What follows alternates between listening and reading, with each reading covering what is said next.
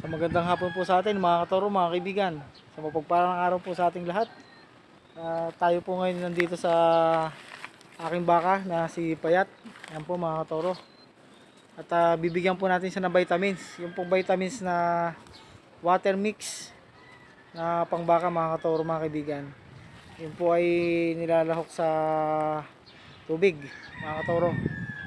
Para po kahit pa paano ay mabigyan ng vitamins natin si Payat. Ayan, at dahil po siya ay nagpapadede mga katoro, mga kaibigan. Po, nandito po tayo sa talian natin ng baka, kabukiran. O mga katoro, napakainit. Isang mainit na hapon mga katoro. Ayan. At ipapakita ko po sa inyo kung paano i-mix sa water yung ating vitamins mga katoro, mga kaibigan.